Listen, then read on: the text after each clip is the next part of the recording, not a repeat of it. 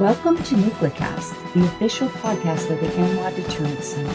Our host is Dr. Adam Walker, co-founder and vice president for research at the National Institute for Deterrence Studies. The NWA Deterrence Center is a 501c3 organization ensuring a broader understanding of the nation's strategic nuclear deterrent and its ongoing modernization. Thank you for listening and welcome to the show. The views of the host and the guests are their own. Welcome back to another great episode of NucleCast. Of course, I am Adam Wilder, your host. And today we have a great guest who's going to talk about a topic we've never talked about before. Now, I'll pause for just a second. I want you to guess what we're going to talk about. Okay, you've got your guess. Now I'm going to tell you what it is. So we're talking to Ken Myers, who is the senior vice president at FLUR. But in a past life, he was the director of DTRA, the Defense Threat Reduction Agency. And we're going to talk about DTRA. We're going to talk about its mission. We're going to talk about the day in which STRATCOM's Unified Command Plan was changed, and the CWMD mission, the Countering Weapons of Mass Destruction mission, went from STRATCOM over to SOCOM. And we'll talk about a few other topics. But before we get into it, Ken, welcome to NucleCast. Well, thanks very much. I appreciate the opportunity to be here. So we want to talk about DTRA. Now, we've never on NucleCast in 150 plus episodes, we've never actually talked about DTRA or its mission. So this is kind of a perfect time, and you're the perfect guy to talk about what DTRA is and what it does and sort of what its history, where did it come from? So with that, I'll turn it over to you and tell us about DTRA. Well, the Defense Threat Reduction Agency is one of many different defense agencies and combat support agencies that supports the warfighter and the Department of Defense.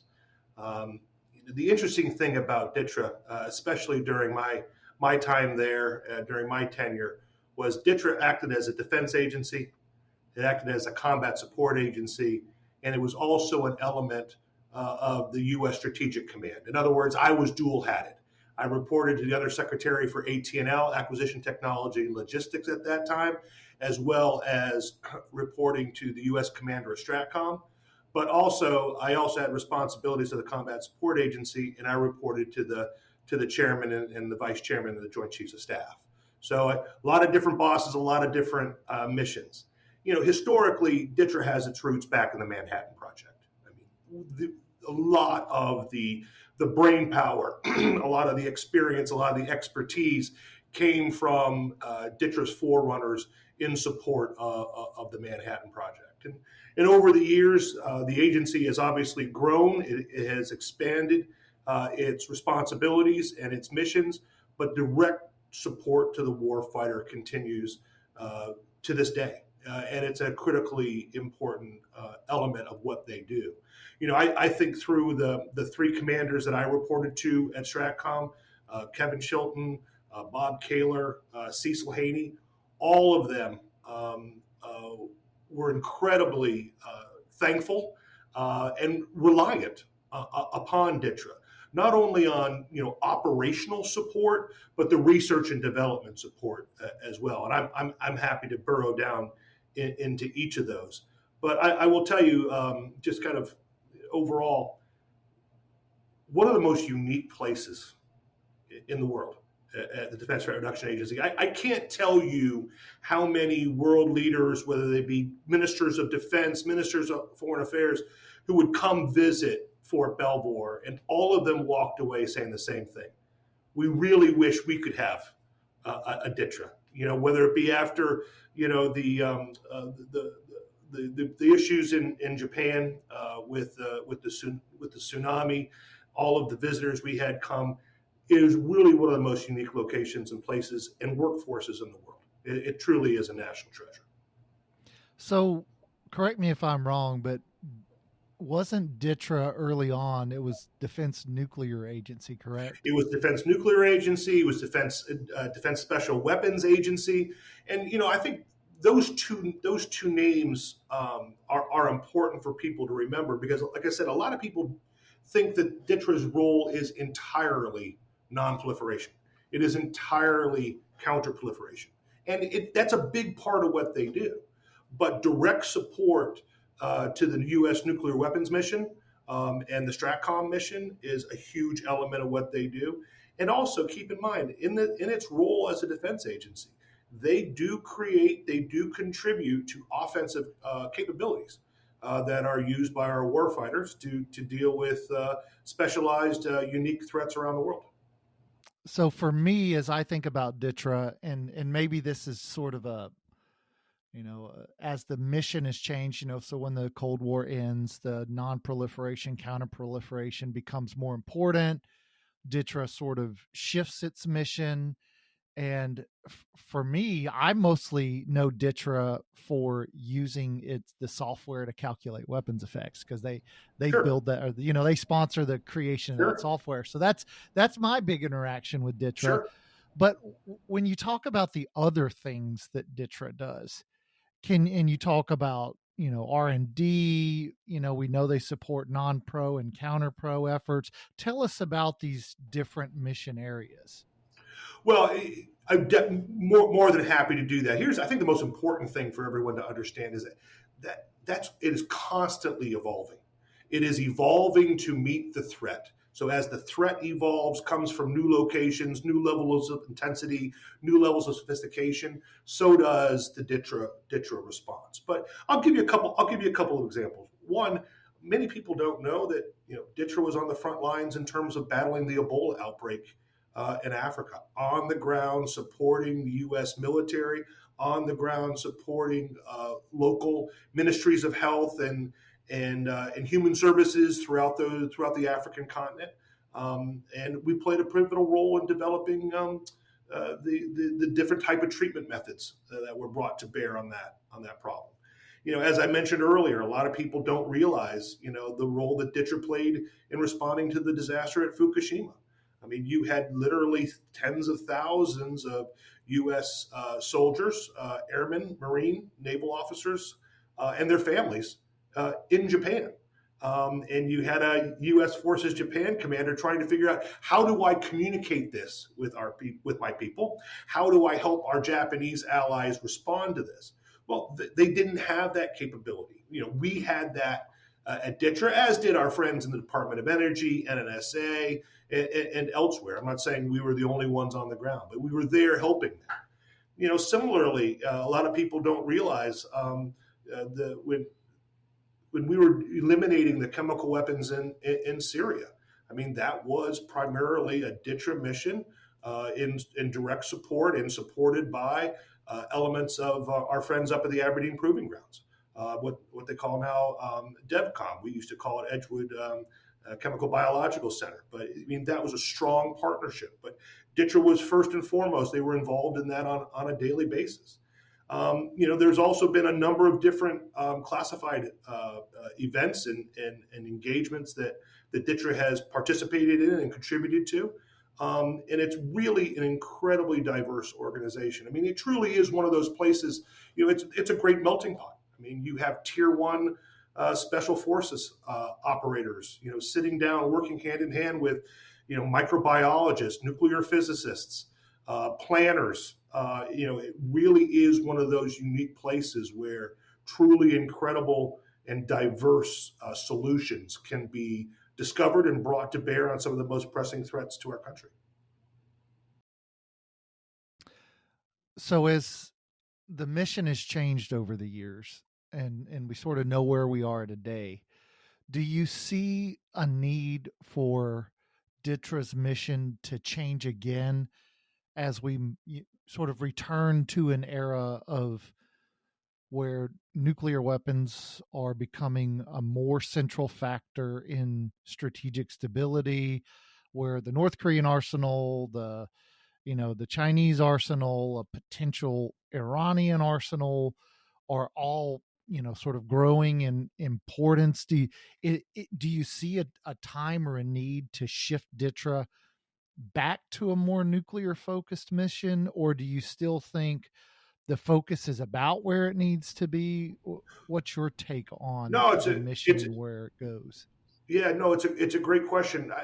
To start off with, I don't think it ever changed or moved away from that. I don't think it's the part of the DTRA mission that most people talk about. I don't think it's part of the DTRA mission that most people focus on. But the incredible talent that the organization has, in what we used to call J10, but now they call the nuclear enterprise, is second to none. I mean, absolute world class expertise, and who get up and go to work every single day supporting the nuclear mission, supporting U.S. STRATCOM in that element. Similarly, and equally important and talented are the folks that are down in our research and development directorate in nuclear technologies. Working on the modeling, working on assessing nuclear weapons effects, as you mentioned early on. Looking at different test concepts and capabilities, nuclear detonation detection. So I don't think that mission ever stopped. Obviously you can dial it up, you can dial it down. Given the prospects or continued prospects for near peer competition, no question that it has to remain a significant priority. But that's the great thing about having an organization like DTRA, and that is the DTRA director really has the ability to respond to the demand signals and the requests that they're getting from the combatant commands. I mean, that's who the customer is for DTRA. It is those combatant commanders. So when General Cotton picks up the phone and calls the DTRA director and says, "I need X, Y, and Z," that goes to the top of the list.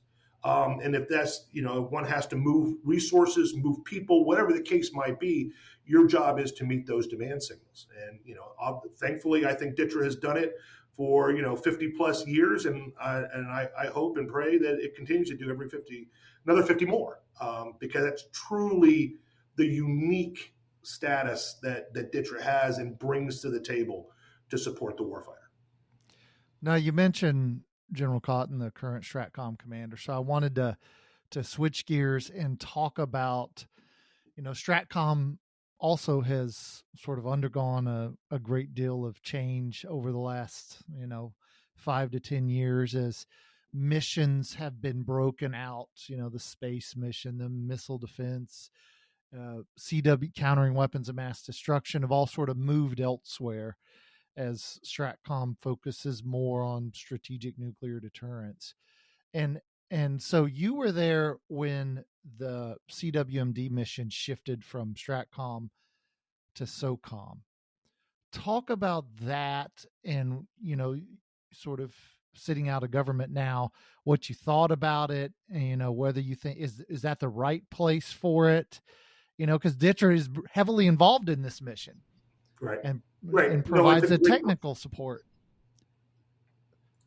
Yeah, no, it's a great question. That was a difficult time. I mean, I think the Department of Defense was really looking for options on how to refocus all of us, civilian, military, what have you, on the nuclear deterrent mission. And the concern was at the time that STRATCOM had too many balls in the air. They had too many responsibilities, and we had to be some of those things had to be taken away, dispersed elsewhere, so that STRATCOM could get back to their number one priority. And obviously, one of those is countering weapons of mass destruction. I will tell you, I had a fantastic relationship with each of my bosses out there. I reported to General Chilton. I reported to General Kaler and to Admiral Haney. And, I think there was a lot of benefit. I really do. Not just on the nuclear support side, but also on the counter WMD side. I never felt as though I was torn between, reporting to the undersecretary, reporting to Commander STRATCOM. In fact, I felt my responsibility was to bring them together, was to help them find common ground. And I think thankfully in I would say just about every case that I can remember that occurred. And I think DTRA and the DTRA director played a role in that.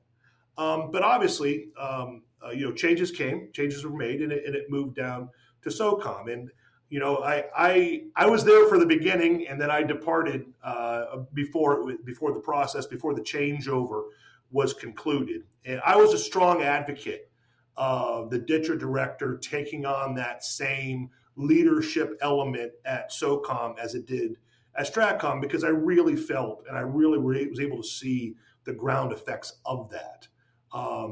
It's to me the big difference is we get demand signals, sorry for the pronoun mix up. DTRA gets a lot of demand signals from all the combatant commanders. Okay.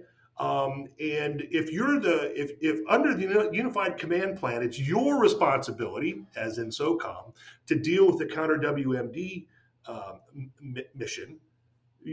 You want to make sure that you have the full attention of the combat support agency and the defense agency dealing with weapons of mass destruction, rather than being just one of another 13 different customers. And I tried to make the case that, during my time there, that to General Votel and to others, that, hey, this is not a burden bringing DTRA in, dual hatting the director.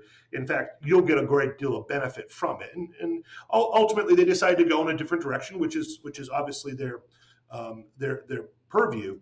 But I'm not sure. I've obviously, it's been a few years since I was in the role, but I'm not sure that the relationship between DTRA and SOCOM is as strong as it is between DTRA and STRATCOM. I just don't know.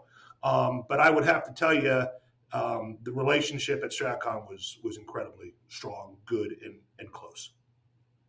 Now it's that time in the show where we have to take a quick break, so we'll do that. But when we come back, I want you to give our listeners a bit of a kind of an introduction to the difference between, we're familiar with the services, familiar with the joint staff, these sort of main defense components that receive funding.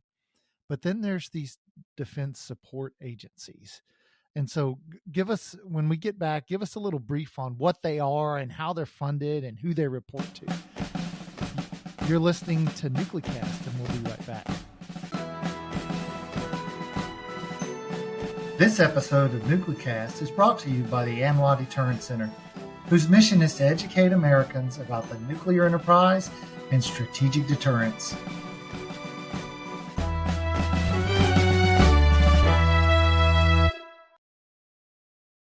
And we're back. And of course, we're talking to Ken Myers.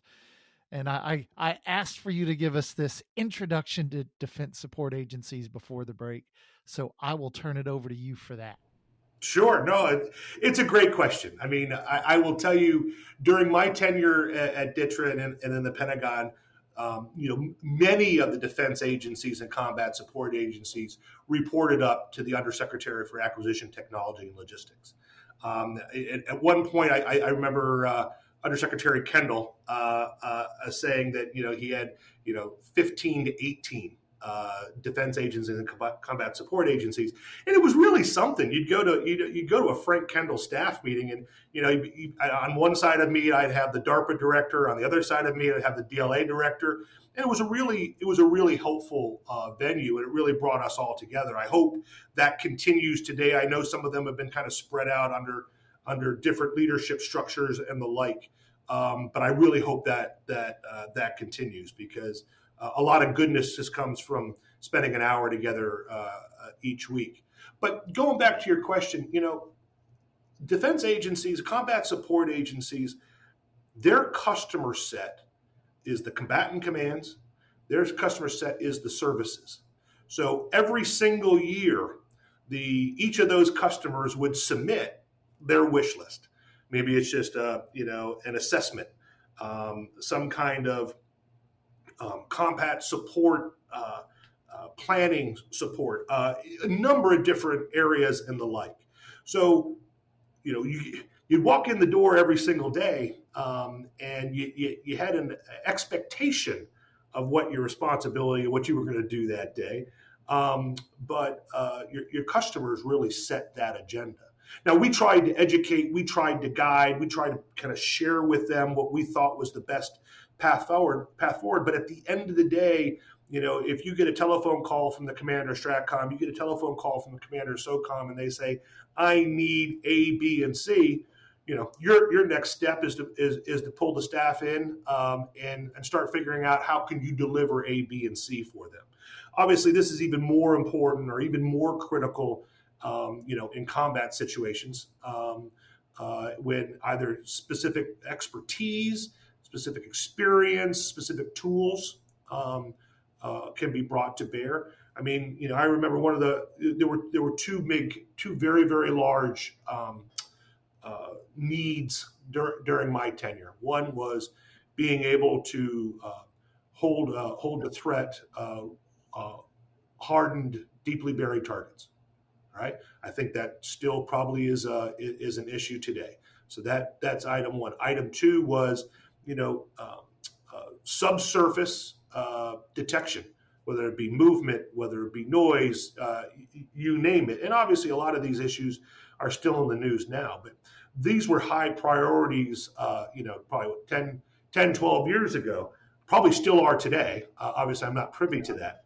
But I would say at the end of the day, it is all about supporting the warfighter, whether as a defense agency or a combat support agency, and having those relationships and having the ability to adjust to meet the needs that they have and bring them solutions as quickly as possible. Now, one of the questions I've sort of contemplated over time with these agencies, and so I'd be curious to know, I don't really have a firmly held position on it, is this idea of would defense agency capabilities be better dispersed in the actual services, or are they better sort of pulled out to support the services? No, my opinion is having them pulled out allows organizations to focus, in on those specific missions. I think having a DTRA, having that central location, a place for all the combatant commands and all the services to come to for expertise and experience, it's probably a lot easier than every individual entity trying to maintain that capacity, capability on their own. So I do think there's a lot of value. I think it's more a much more simplistic, straightforward process to ensure that the warfighter has the skills they need and the capabilities they need when they need them. Now, you've been in industry for a while after leaving government, and you've had the time to reflect. And so is there, as an industry guy now, is there anything you sort of look towards government and say, you know what, if you did this, you'd work much more efficiently, you'd be more effective? Is there 1, 2, 3 lessons that you look back now? It's a great question. I would tell you, I have kind of a unique background. I feel I've been on all three legs of the stool: the legislative branch, the executive branch, and now industry. And I think there's a common problem across all three, and that is industry really doesn't understand how government works. Now, there are some, but as a whole, really doesn't understand not only how government works, but why it's doing the things it's doing when it's doing it. So that's number one. Number two, I also think there's a misunderstanding in government of industry and what the motivations are.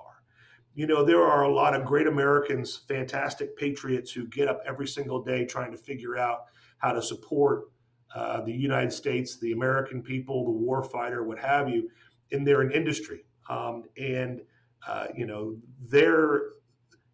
government goals and mission are impossible without industry support, and obviously vice versa. And I think we, as a government and as an industry, really need to work harder to understand where each other is coming from. Whether we're talking about levels of risk, a corporate level of risk. Most people in government, don't really think about the difference between a private company and a public company, and how that impacts the level of risk a company might be willing to take on or even able to take on. So I think there's a lot of value and a lot of benefit of getting industry experience in government and getting government experience in industry. I don't know exactly how to do that. I think there are probably a number of pitfalls, but I think the more we learn about each other, the better off we're going to be as in terms of our national security interests. It is not an easy balance to strike. It is not one that anyone does perfectly. But I think the more we understand, the more we learn each other, the more we understand where each other's red lines are, and more importantly, why they're there, I think will improve and increase the level of cooperation, and as a result, improve the outcome. Now, it's that time in the show where I like to bring out Bob the Genie. And so as I rub my magic lamp and Bob pops out, of course, he grants all guests 3 wishes, but they have to be related to the topics we've been discussing. So no world peace, no infinite wishes, only our discussed topics. So Ken, as Bob grants you wish number 1, what is that wish?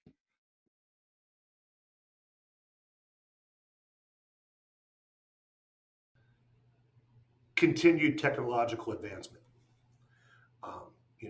My number 1 wish is that the United States has been the technological leader for a number of years. I think there are many in the government community and the industry community who believe that's at risk or might have already been we might have already been surpassed in some areas.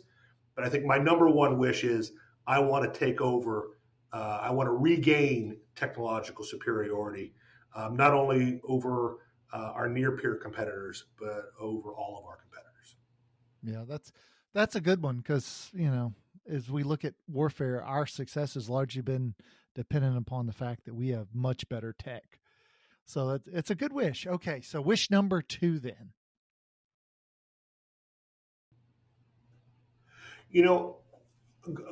I'll little preface before I get to the answer. I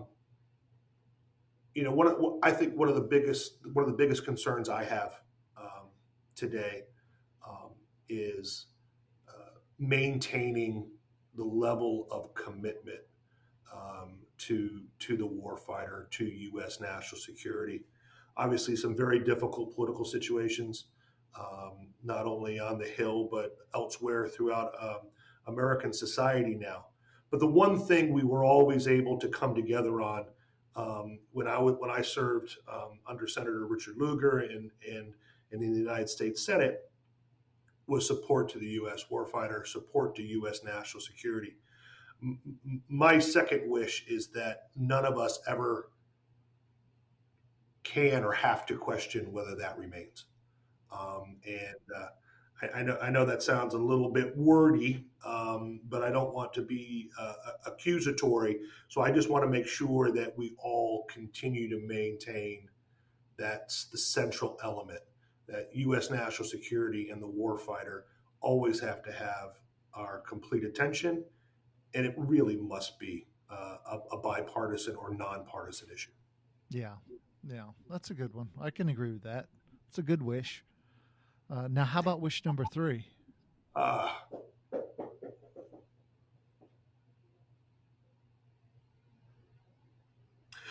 be